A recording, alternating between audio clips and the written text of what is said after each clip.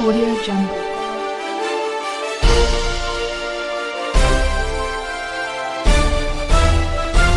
Audio Jungle. Audio Jungle.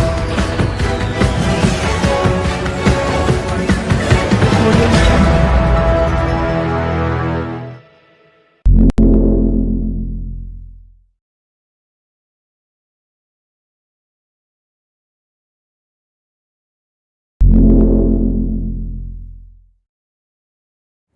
Hello students, welcome back to physics.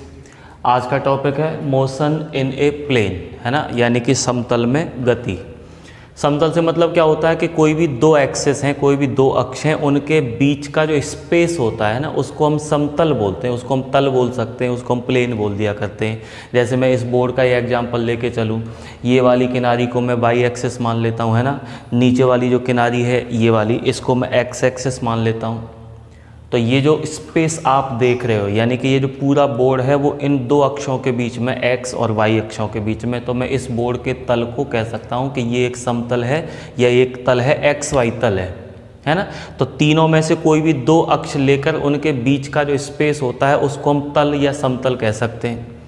अब हमें पता क्या करना है, तो हमें ये बताना है कि कोई भी कण, कोई भी पार्टिकल है एक तल में गति कर रहा है, या तो मैं ऐसे कह दूं कि एक तल में गति कर रहा है, या फिर मैं इस बात को ऐसे भी कह सकता हूं कि वो द्विविमीय निर्देश तंत्र में चल रहा है, क्योंकि तल का मतलब ही है दो विमाओं, दो अक्षों के बीच का स्पेस है।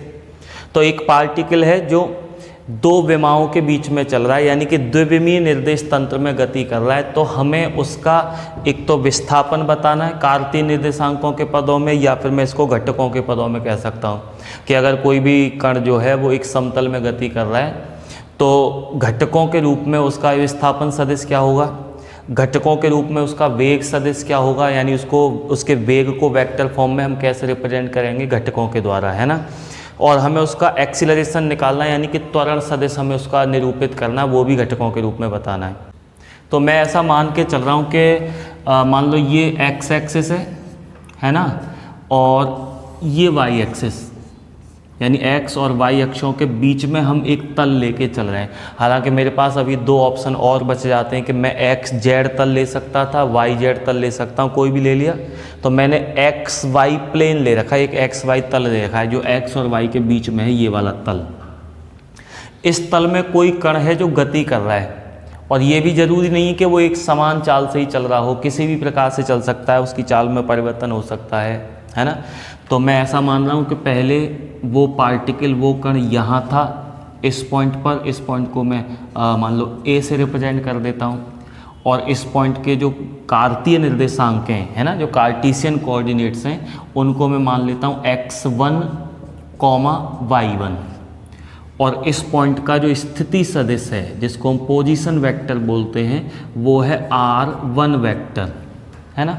तो पहले कोई पार्टिकल यहाँ पर था और थोड़ी देर बाद वो पार्टिकल यहाँ से इस पॉइंट पर पहुँच गया, ये कोई दूसरा पॉइंट है B।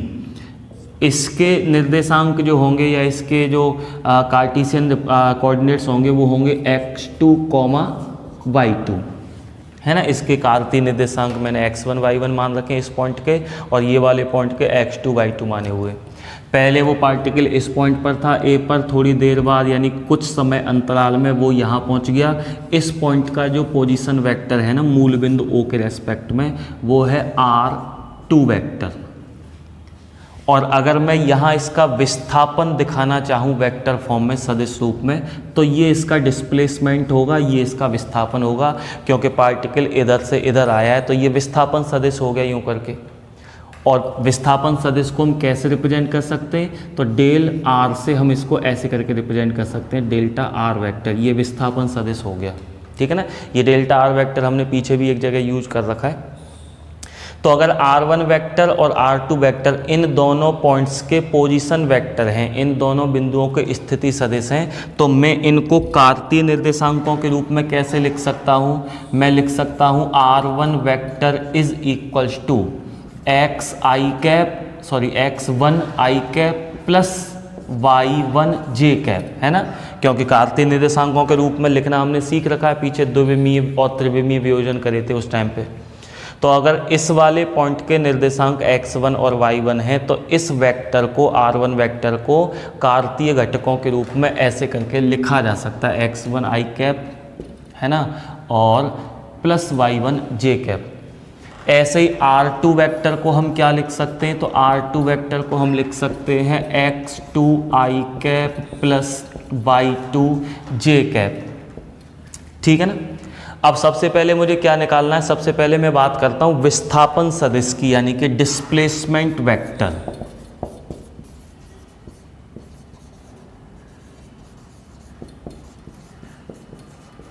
डिस्प्लेसमेंट वेक्टर हम लेके चल रहे हैं, यानी कि विस्थापन सदिश की बातें करेंगे पहले।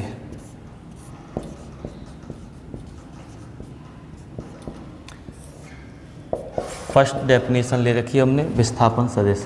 अब विस्थापन सदिश का मतलब डेल्टा आर वेक्टर की वैल्यू हमें निकालनी है, और इस वाले त्रिभुज में, ये वाला जो ट्राइंगल है ना, इस वाले त्रिभुज से मैं निकाल सकता हूँ डेल्टा आर वेक्टर की वैल्यू। इसमें लगा दूंगा मैं सदिश योग का त्रिभुज नियम।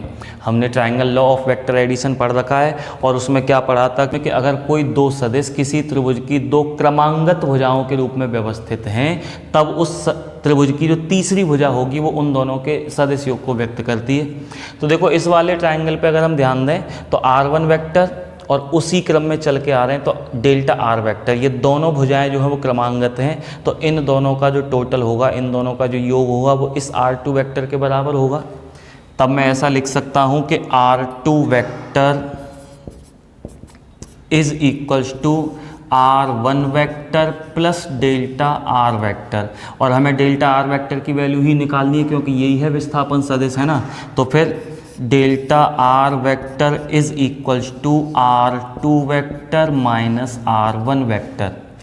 अच्छा, r2 वेक्टर और r1 वेक्टर इन दोनों की वैल्यू अपने पास में है, तो फिर delta R vector is equals to r2 vector की वैल्यू ये रही x2 i cap plus y2 j cap, है ना, minus x1 i cap plus y1 j cap. ठीक है ना। अब इसमें से ये माइनस कर देते हैं, तो देखिए delta R vector is equal to x2 i cap minus x1 i cap, है ना, और इन दोनों में से भी i1 कॉमन आ जाएंगे, तो बचेगा क्या, x2 माइनस x1 और इंटू i कैप। ऐसे ही y2 j cap minus y1 j cap, इनमें से j कैप कॉमन आ जाएगा, तो y2 माइनस y1 और इंटू जे कैप। अब ये x2 और x1 क्या थे, अगर हम यहाँ देखें x2 इस वाले पॉइंट का x अक्ष पर स्थिति है, या इसका निर्देशांक कह सकता हूँ, यानी कि मैं यूँ कह सकता हूँ कि यहाँ से O पॉइंट से लेकर और यहाँ तक की जो दूरी होगी वो है x2, है ना, और x1 क्या है, तो यहाँ से एक परपेंडिकुलर एक लंब डाल लूँ, यहाँ कहीं मिलेगा, तो यहाँ से यहाँ तक की जो दूरी है वो x1 है, और x2 माइनस x1 क्या है, तो ये वाली दूरी में से मैं ये वाली दूरी घटा दूंगा, ये वाली जो दूरी बचेगी वो है x2 माइनस x1। तो x2 माइनस x1 की जगह मैं लिख सकता हूँ डेल्टा x, क्योंकि ये इन दो स्थितियों का डिफरेंस है, और डिफरेंस को हम डेल्टा लगा के शो करते आ रहे हैं बहुत पहले से ही। तो डेल्टा x मैं इसकी जगह लिख सकता हूँ इंटू आई कैप, प्लस इन दोनों की जगह मैं लिख सकता हूँ डेल्टा y, और इंटू क्या है ये जे कैप, और ये किसके बराबर चल रहा है, तो डेल्टा आर वेक्टर के बराबर चल रहा है।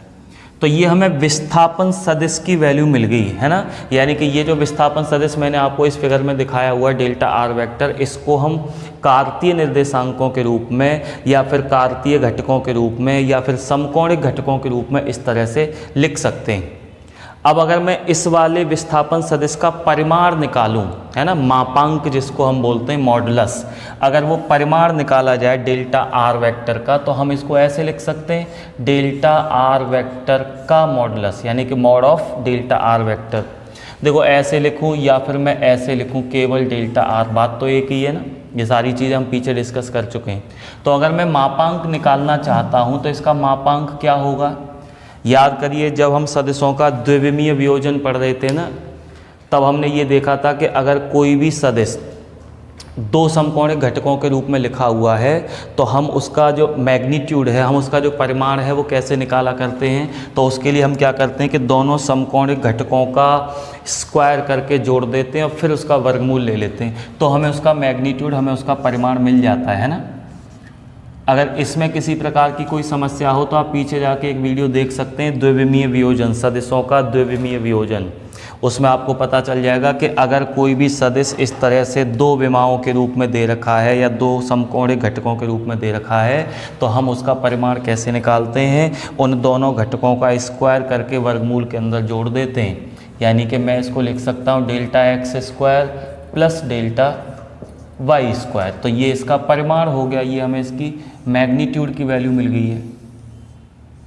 अब एक चीज़ ये देखना कि ये जो मैं आपको इक्वेशन दिखा रहा हूँ ना, ये वाला जो समीकरण है, इसको फिगर के रूप में मैं ऐसे भी दिखा सकता हूँ। जैसे ये यहाँ से यहाँ तक की दूरी डेल्टा एक्स, यहाँ से यहाँ तक की जो दूरी है इसको मैं डेल्टा वाई मान लूँ, तो ये वाली जो दूरी होगी वो कितनी निकल के आएगी। अगर मैं इस वाले समकोणिक त्रिभुज में पाइथागोरस प्रमेय लगा दूँ ना, तो देखो डेल्टा एक्स का स्क्वायर, अगर मैं इसकी वैल्यू निकालना चाहता हूँ तो अंडर रूट क्या आएगा, डेल्टा एक्स का स्क्वायर प्लस डेल्टा वाई का स्क्वायर। यानी इस वाली भुजा की लंबाई निकाली जाए तो सेम यही तो निकल के आएगी, delta X square plus delta Y square. और ये वैल्यू आ किसकी रही है इस वाले समीकरण में, तो ये आ रही है मॉड ऑफ डेल्टा आर, है ना। तो मैं इस भुजा को फिर कह सकता हूँ mod of delta R vector, या फिर केवल डेल्टा आर कह सकते हैं। यानी कि जो लाइन ये लिखी हुई है ना, उसको हम ऐसे भी लिख सकते हैं, क्योंकि इसमें अगर मैं पाइथागोरस प्रमेय लगाऊंगा तो सेम यही रिजल्ट मिलेगा मुझे जो कि ये ऊपर निकल के आ रहा है। तो ये बातें तो हो गई विस्थापन सदिश की, है ना, कि जब भी कोई वस्तु द्विविमीय गति कर रही है या किसी समतल में गति कर रही है तो हम उसके विस्थापन सदिश को घटकों के रूप में इस तरह से शो कर सकते हैं। ये घटकों के रूप में विस्थापन सदिश आ गया है और ये उसका परिमाण आ गया है। इसको हम ऐसे करके फिगर के रूप में दिखा सकते हैं। अच्छा, अगर द्विविमीय गतियों के कुछ एग्जाम्पल की बात करें कि द्विविमीय गति क्या होती है, इसको समझने के लिए हम बहुत सारे एग्जाम्पल ले सकते हैं। जैसे मान लो अगर इस बोर्ड पर कोई कीड़ा चल रहा हो, है ना, इस बोर्ड पर चल रहा है या फर्श पर चल रहा है या किसी दीवार पर चल रहा है, तो दीवार पर चल रहा है, बोर्ड पर चल रहा है या फर्श पर चल रहा है, इसका मतलब दो अक्षों के बीच में चल रहा है। अरे किसी भी तल में अगर कोई वस्तु चल रही है तो इसका मतलब वो द्विविमीय गति कर रही है। तो ये एक एग्जाम्पल हो गया द्विविमीय गति का। पंखा है, जैसे पंखा सर्कुलर मोशन कर रहा है, यूं यूं करके घूम रहा है, वृत्ताकार पथ पर घूम रहा है पंखा, या ऐसी कोई भी वस्तु है जो एक सर्कुलर पाथ पर घूम रही है, तो उसकी भी गति जो है वो द्विविमीय गति कहलाएगी। यानी एक तल में चलना चाहिए कोई भी ऑब्जेक्ट को, कोई भी ऑब्जेक्ट अगर एक प्लेन में एक तल में मूव कर रहा है तो मैं कह सकता हूँ कि उसकी जो गति है वो द्विविमीय गति है। तो द्विविमीय गति में हम क्या क्या चीज़ें पढ़ चुके हैं। द्विविमीय गति में अब तक हमने विस्थापन सदिश को देख रखा है कि विस्थापन सदिश को हम घटकों के रूप में किस तरह से शो किया करेंगे, और उसका हमने मैग्नीट्यूड निकाल रखा है ना।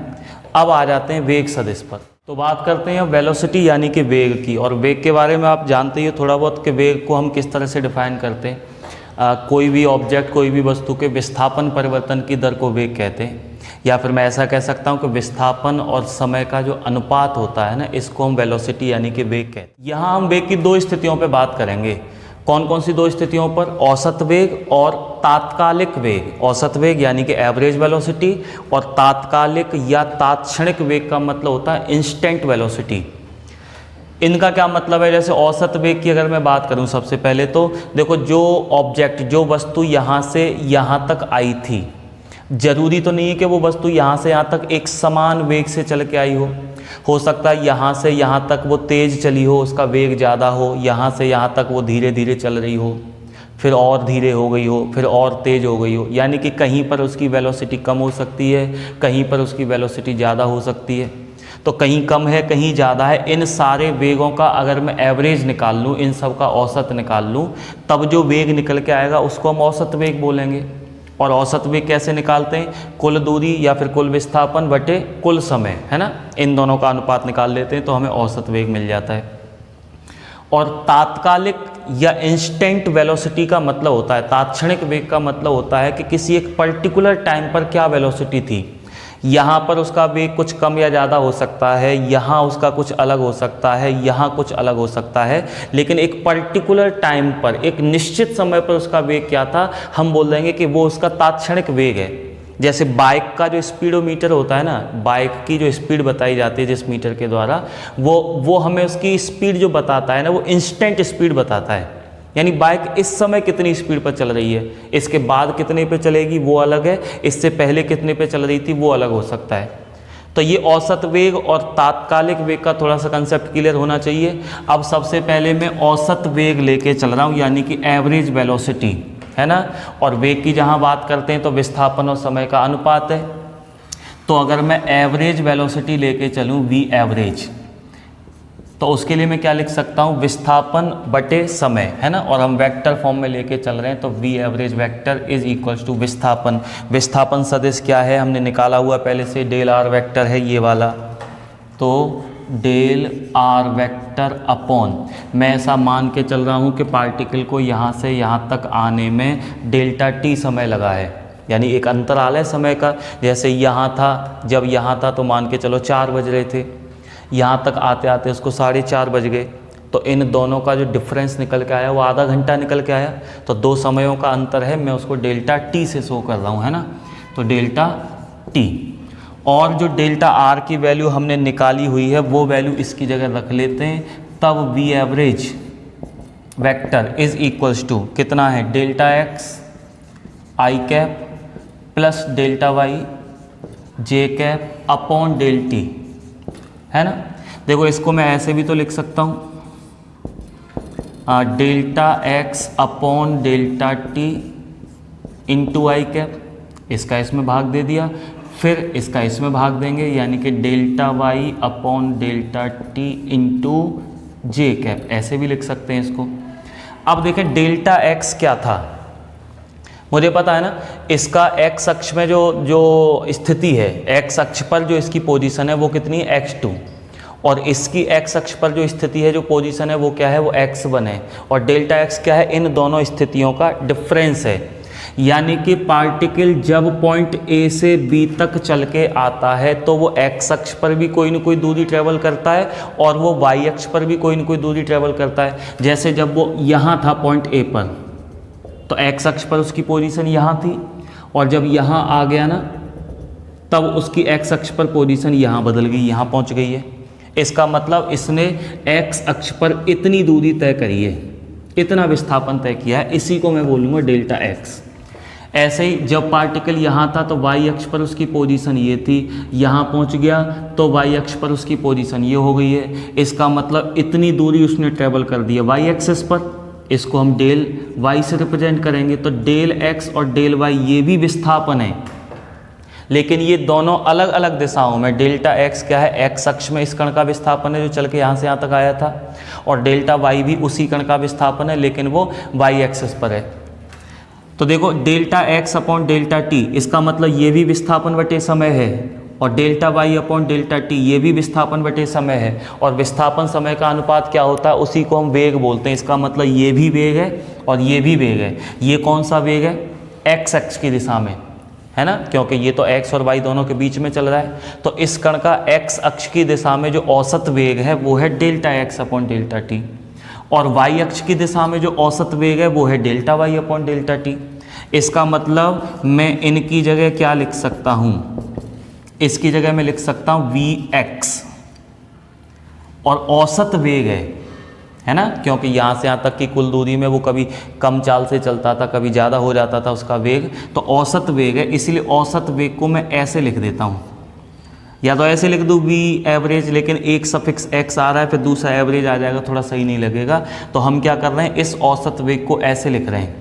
ये वाला जो औसत वेग है ये एक्स अक्ष की डायरेक्शन में है, और मैंने ये जो प्रतीक, ये जो सिंबल यूज किए हैं ना, ऐसे करके ये औसत शो करते हैं कि ये औसत वेग है इनटू आई कैप। ऐसे ही उधर ये क्या है, ये वाई एक्सिस की डायरेक्शन में उसका औसत वेग है, तो वी वाई और एवरेज इसका इनटू जे वेक्टर, है ना। तो ये हमें इसका औसत वेग सदिश मिल गया।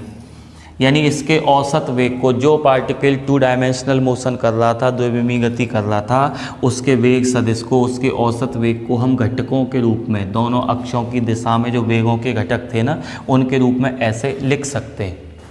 ये तो मैंने आपको कहानी बताई है औसत वेग की। अब हम जरा बात कर लेते हैं इसके तात्क्षणिक या तात्कालिक वेग की, इंस्टेंट वेलोसिटी की बात करेंगे। ये तो एवरेज वेलोसिटी हो गई इसकी, है ना। इसके बाद में अब हम लेके चलते हैं इंस्टेंट वेलोसिटी, यानी कि तात्क्षणिक गति की बात कर लेते हैं एक बार। तो तात्क्षणिक गति को हम किस तरह से शो करेंगे वो समझ लें। v, यहाँ एवरेज लगाया था क्योंकि औसत वेलोसिटी थी, ये औसत वेग था। अब की बार औसत नहीं तो आप केवल उसको v वेक्टर लिखेंगे। तात्क्षणिक वेग का मतलब क्या हो गया, एक निश्चित समय पर एक बहुत छोटे से अंतराल में, क्योंकि यहाँ से यहाँ तक का जो अंतराल है ना डेल्टा टी, वो तो काफ़ी बड़ा है, तो उस अंतराल में जब हम निकालेंगे वेग तो वो तो कहलाया औसत वेग। और तात्कालिक या तात्क्षणिक वेग का मतलब होता है एक बहुत छोटे से अंतराल में, सेकंड के भी 100वें हिस्से, 1000वें हिस्से के बराबर के अंतराल में जो वेलोसिटी होती है उसको हम बोलते हैं तात्कालिक वेग, है ना। यानी एक निश्चित समय पर क्या वेग है वो उसका तात्कालिक वेग है। तो अगर मैं समय अंतराल बहुत छोटा लेके चलता हूँ, डेल्टा टी की वैल्यू अगर बहुत छोटी है ना, तो ऐसी स्थिति में जो वेग होगा उसको हम बोला करेंगे तात्कालिक वेग या तात्क्षणिक वेग, क्योंकि डेल्टा टी की वैल्यू बहुत छोटी हो गई। जैसे मैं आपको उदाहरण से समझाना चाहूँ कि 4 बजे यहाँ से चलना शुरू किया था, 4:30 बजे यहाँ पहुँचा था, आधे घंटे का अंतराल लग गया था उसको। उस आधे घंटे में इसकी चाल 10-20 बार कम ज़्यादा हो गई होगी। जैसे कोई भी अब बस है, मान लो रोड पर चल रही है आधा घंटा, तो ज़रूरी थोड़ी ना कि लगातार आधा घंटा वो एक ही स्पीड पे चलती रहे, है ना। कहीं ब्रेकर भी आ सकता है, कहीं रोड एकदम क्लियर भी मिल सकता है, कहीं पर ट्रैफिक भी हो सकता है। इसका मतलब कहीं उसका वेग कम हो सकता है, कहीं ज़्यादा हो सकता है। तो अगर मैं आधे घंटे के अंतराल के हिसाब से वेग निकालता हूँ तब तो वो कहलाएगा औसत वेग। और अगर मैं एक बहुत छोटा सा समय ले लूँ, मान लो 1 सेकंड का समय ले लूँ बस के लिए, अब उस 1 सेकंड के समय में क्या वेग में उतार चढ़ाव ज़्यादा आ जाएगा बस में? भाई 1 सेकंड में बस के वेग में क्या परिवर्तन होगा? कोई परिवर्तन नहीं हो रहा 1 सेकंड में। तो 1 सेकंड में जब मैं उसका वेग कैलकुलेट करूँगा ना, तो वो वाला वेग कहलाएगा उसका तात्कालिक वेग या तात्क्षणिक वेग। तो इसीलिए जब भी हमें तात्कालिक या तात्क्षणिक वेग निकालना होता है तो हम उसके लिए क्या करते हैं, डेल्टा टी की वैल्यू यानी समय अंतराल को बहुत छोटा लेके चलते हैं, इतना छोटा कि उसकी वैल्यू लगभग 0 के आसपास पहुंचे, या फिर मैं ऐसे कह दूं कि 0 की ओर अग्रसर हो। इसको लिखते कैसे हैं, तो इसको हम लिखेंगे limit delta T tends to 0, है ना, डेल्टा टी टेंड्स टू 0। और वेग निकालते कैसे हैं, तो किन किन का अनुपात होता है, विस्थापन यानी कि डेल्टा आर वेक्टर और समय अंतराल। देखो मैं फिर से समझाने का प्रयास करता हूँ। हमने पढ़ा है ना, वेग तो यही होता है, विस्थापन और समय का जो अंतराल हो, जो अनुपात जो होता है उसको हम बोला करते हैं वेग। इसका क्या मतलब है, limit delta T tends to 0 जो मैं बोल रहा हूँ, इसका मतलब यह है कि डेल्टा टी का जो मान है वो 0 की ओर अग्रसर है, बहुत छोटा है ना। इसका यूज केवल इसलिए है कि आपको समझ में आए कि डेल्टा टी मैं यूज तो कर रहा हूँ लेकिन ये बहुत छोटा समय है, इतना है कि 0 की तरफ है, 0 के लगभग आसपास पहुँच गया है। ये जो लाइन यहाँ लिखी हुई है, इस पूरी बात को हम गणित की भाषा में, अवकल गणित की भाषा में ऐसे लिखा करते हैं, D R vector upon D T vector. अगर आपने मैथमेटिक्स में डिफ्रेंसिएशन अवकलन पढ़ा हुआ है तब आपके ये समझ में आ रहा होगा, नहीं पढ़ा है तो इसमें थोड़ी सी प्रॉब्लम आ सकती है आपको, क्योंकि आगे चल के मैं भी आपको पढ़ाऊँगा इसके बारे में, ठीक है ना। जब हम अवकलन डिस्कस करेंगे तो ये चीज़ अपने आप आपके क्लियर हो जाएंगी। एक छोटा सी टॉपिक है बस ये। तो इसी चीज़ को हम ऐसे लिख दिया करते हैं, डी आर वेक्टर और वी वेक्टर बराबर D upon D T. R vector को मैं घटकों के रूप में कैसे लिख सकता हूँ, तो ऐसे लिख सकता हूँ x I cap plus Y J cap, है ना। कार्तीय निर्देशांकों के पदों में हम ऐसे लिख सकते हैं आर वेक्टर को, X I cap plus Y J cap. अब देखो V vector is equals to D upon D T को अंदर मल्टीप्लाई करते चलें तो ये ऐसे लिखा जा सकता है d x upon D T into आई कैप और dy अपॉन dt इंटू जे कैप। अगर आपको ये क्लियर नहीं है, समझ में नहीं आ रहा है, तो कोई ज़्यादा दिक्कत वाली बात नहीं है, आप जब अवकलन पढ़ लेंगे तो बहुत छोटी सी बात है फिर समझने के लिए, है ना। dx अपॉन dt, हम इसको क्या कह सकते हैं, dx मतलब एक छोटा सा विस्थापन है ना। जैसे डेल्टा टी क्या था, समय अंतराल, और डेल्टा टी के बजाय जब डेल्टा टी की वैल्यू 0 के अग्रसर हो गई है, 0 के आसपास जा रही है, तो उसी डेल्टा टी को हम dt लिख रहे हैं फिर। तो dt का मतलब है एक बहुत छोटा समय। ऐसे ही dx का मतलब है x अक्ष में एक बहुत छोटा सा विस्थापन, x अक्ष की दिशा में एक बहुत छोटा सा विस्थापन। ऐसे ही dy का मतलब है y अक्ष की दिशा में एक बहुत छोटा सा विस्थापन है। तो बहुत छोटा सा विस्थापन ये और बहुत छोटा सा समय, विस्थापन और समय का अनुपात क्या फिर से वेग आएगा। लेकिन अब की बार ये जो वेग आएगा ना, इसको हम बोलेंगे तात्कालिक वेग। क्यों बोलेंगे तात्कालिक वेग? क्योंकि ये वाला जो वेग मैंने कैलकुलेट किया है वो एक बहुत छोटे से समय अंतराल को लेके किया है, और बहुत छोटे से समय अंतराल को लेकर जो वेग कैलकुलेट करते हैं उसको हम बोलते हैं तात्कालिक वेग या तात्क्षणिक वेग। तो ये वेलोसिटी तो है, लेकिन कौन सी वेलोसिटी है, तात्कालिक वेलोसिटी है, वो भी x अक्ष की डायरेक्शन में। तो मैं इसको केवल vx लिखूंगा। जैसे इसको यहाँ हमने लिखा था ना vx, और इस तरह का साइन लगाया था, इसका मतलब ये औसत वेग था x अक्ष की दिशा में, और केवल vx लिख रहा हूँ, इसका मतलब ये x अक्ष की दिशा में तात्क्षणिक वेग है, तात्कालिक वेग है, इंटू आई कैप प्लस ऐसे ही इसको हम लिखेंगे vy इंटू जे कैप। तो ये तात्कालिक वेग सदिश को हम ऐसे लिख सकते हैं कार्तीय घटकों के रूप में, यानी कि vx और vy के पदों में। यहाँ vx क्या है, तो ये x अक्ष की डायरेक्शन में उस पार्टिकल का तात्कालिक वेग है। ऐसे ही vy क्या है, तो ये y अक्ष की डायरेक्शन में उस पार्टिकल का तात्कालिक वेग है। अगर मैं ऐसा मान के चलूँ कि इस कण का जो वेग सदिश है, यानी कि v वेक्टर जो है वो x अक्ष के साथ में कोई कोण थीटा बना रहा है, मैं ऐसा मान के चल रहा हूँ कि ये x अक्ष है, ये y अक्ष है, और जो वेग सदिश है वो ऐसे करके है, ये है v वेक्टर, है ना, और ये x अक्ष के साथ में कोई न कोई एंगल बना रहा है। कितना एंगल बना रहा है, तो थीटा एंगल बना रहा है। अब अगर मैं इस वेग का x अक्ष की दिशा में घटक तोड़ूं, कंपोनेंट देखूं इसका इस डायरेक्शन में, तो क्या आएगा। घटक तोड़ना मैंने आपको फिर से याद करो, द्विविमीय वियोजन है, जब हम पढ़ रहे थे तो वहाँ पे मैंने आपको समझाया था कि कोई भी सदिश का हम कैसे कंपोनेंट ब्रेक करते हैं। तो उसके लिए मुझे ध्यान रखना होता है कि जो एंगल दिया गया है वो एंगल किस डायरेक्शन से दिया है ना। तो जिस डायरेक्शन के साथ में कोण दे रखा है उस डायरेक्शन में जो घटक आता है वो कॉस के पदों में आता है, और दूसरा जो परपेंडिकुलर घटक होता है वो साइन के पदों में आता है। जैसे ये वाले वेक्टर का इस दिशा में जो घटक आएगा वो कितना आएगा, v वेक्टर का घटक तोड़ रहा हूँ इधर में, तो क्या आएगा v, और कॉस के पदों में आएगा तो कॉस थीटा।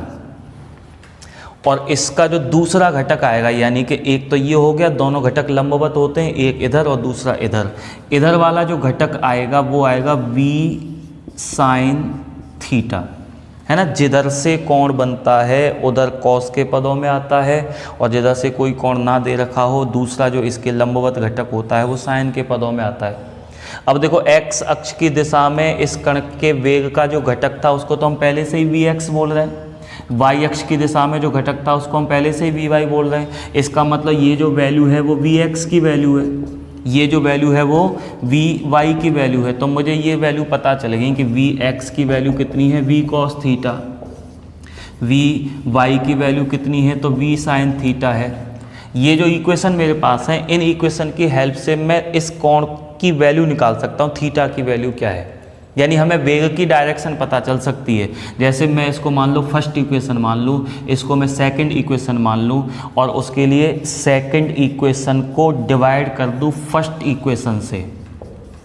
अगर मैं सेकंड में फर्स्ट का भाग देता हूँ तो इधर क्या है, सेकंड में vy, और अपॉन फर्स्ट में क्या है vx इज इक्वल्स टू, देखो v से भी कैंसिल हो जाएगा, जब मैं इसमें इसका भाग दूंगा तो v से भी कैंसिल हो जाएगा, sine theta upon cos theta आएगा, यानी कि टेन थीटा, है ना।